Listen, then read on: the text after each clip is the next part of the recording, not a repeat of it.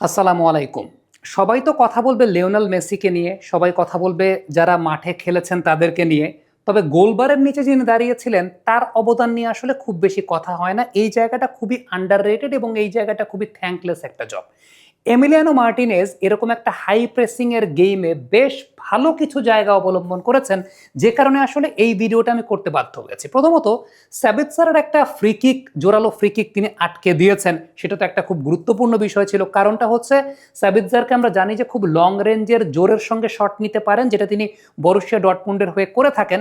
আরেকটা খুব গুরুত্বপূর্ণ বিষয়, এই ওয়ার্ল্ড কাপের যে বলটা আছে ট্রায়ন্ডা, সেই ট্রায়ন্ডা কিন্তু আলটিমেটলি অনেক দ্রুত গতিতে আসে। এটার পেছনে সবচেয়ে বড় কারণটা হচ্ছে এই বলটা ডিজাইনই করা হয়েছে একটা অ্যারোডাইনামিক ডিজাইনে, যেখানে বাতাসে বলের স্থায়িত্বটা অনেক বেশি থাকে এবং বলের ঘূর্ণন গতিটা অনেক বেশি থাকে, এবং সেই সঙ্গে আলটিমেটলি অ্যারোডাইনামিক ডিজাইনের জন্য এই বলটার স্পিডটা অনেক বেড়ে যায় এবং সেই সঙ্গে ডিপ করে, যেটা গোলকিপারদের জন্য একটা আনএক্সপেক্টেড কাইন্ড অফ সিনারিও তৈরি করে। এমি মার্টিনেজ সেই জায়গাটাকে বেশ ভালো সেভ করেছেন। যেখানে পরিসংখ্যানটা দেই সেটা হচ্ছে এই বিশ্বকাপে এমবাপ্পে যে পেনাল্টির বাইরে থেকে গোলটা করলেন লাস্ট ইরাকের সঙ্গে, ওই পর্যন্ত 19টা গোল হয়েছে এখন পর্যন্ত পেনাল্টি এরিয়ার বাইরে থেকে, যেটা গত বিশ্বকাপে হয়েছিল সব মিলিয়ে 12টা, তার আগের বিশ্বকাপে সব মিলিয়ে 15টা। ওই জায়গাটায় এমিলিয়ানো মার্টিনেজ এইভাবে সেভ করেছেন এবং শুধুমাত্র এইটা না, সর্বমোট 6টা বল এমিলিয়ানো মার্টিনেজ রিকভারি করেছেন।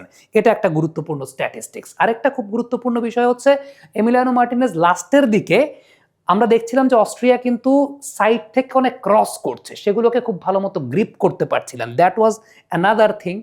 আর একদম ইনিশিয়াল স্টেজে এরকম একটা হাই প্রেসিং এর সময়টাতেও সত্যি কথা বলতে দুইটা কাজ। একটা হচ্ছে যেটা আমি দেখছিলাম যে দুই সেন্টার ব্যাককে বেশ ভালো ইনস্ট্রাকশন দিচ্ছিলেন এমিলিয়ানো মার্টিনেজ। একজন হচ্ছে রোমেরোকে দিচ্ছিলেন খুব ভালো ইনস্ট্রাকশন, আর একজন লিসান্ড্রোকে দিচ্ছিলেন খুব ভালো ইনস্ট্রাকশন, যেটা লিসান্ড্রো এবং রোমেরো মিলে কিন্তু তাদের ফরওয়ার্ডকে মোটামুটি বোতলবন্দি করে রেখেছিলেন। সো ওই জায়গাটা লিডারশিপ বা খেলাটাকে গুছিয়েছিলেন আসলে এমিলিয়ানো মার্টিনেজ।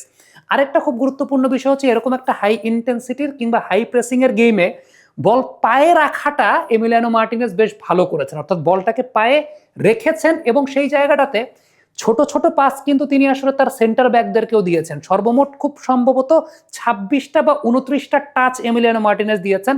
তার মধ্যে আরেকটা উল্লেখযোগ্য বিষয় ছিল লং বলগুলো তিনি এনজো ফার্নান্দেজ, ডিপল এবং ম্যাকঅ্যালিস্টারকে বাড়িয়েছেন। 5+ স্টার রেটিং প্রাপ্ত দেশের সর্বোচ্চ বিদ্যুৎ সাশ্রয়ী ওয়ালটন এসি স্মার্ট কমফোর্ট এখন নেক্সট লেভেলে। দ্যাট ওয়াজ অ্যানাদার থিং, যেগুলো আসলে এই টাইপের গেমগুলোতে যেখানে ট্রানজিশন বা বিল্ড আপটা খুব গুরুত্বপূর্ণ। কারণ আর্জেন্টিনার যে খেলার নেচার এবং অস্ট্রিয়ার যে খেলার নেচার, তারা তো আলটিমেটলি প্রেসিং করছে, এবং আর্জেন্টিনা কিন্তু আবার একটা বিষয় আছে যে ট্রানজিশনটা খুব পছন্দ করে। সো এই জায়গাটায় এমি মার্টিনেজের ভূমিকাটা অনেক গুরুত্বপূর্ণ ছিল এই লং বলগুলোর ক্ষেত্রে, যে লং বলগুলো তিনি খুব ভালো মতো দিয়েছেন।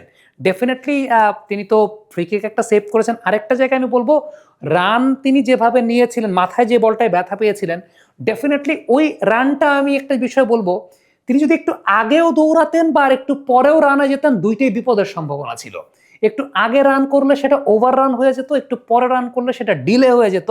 এমি মার্টিনেজ সেই জায়গাটাতে রাইট টাইমে রানটা করেছেন।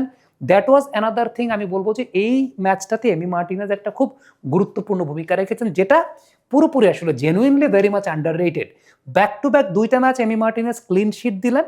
এখন কয়টা ম্যাচ তিনি ক্লিন শিট রাখতে পারবেন, that is another thing. But to be very specific, যে আর্জেন্টিনা এই ম্যাচটাতে বিষয়টা এরকম না যে এমি মার্টিনেজ খুব বেশি ব্যস্ত ছিলেন বা অস্ট্রিয়া ফাইনাল থার্ডে খুব বেশি চান্স ক্রিয়েট করেছে, that was not like that.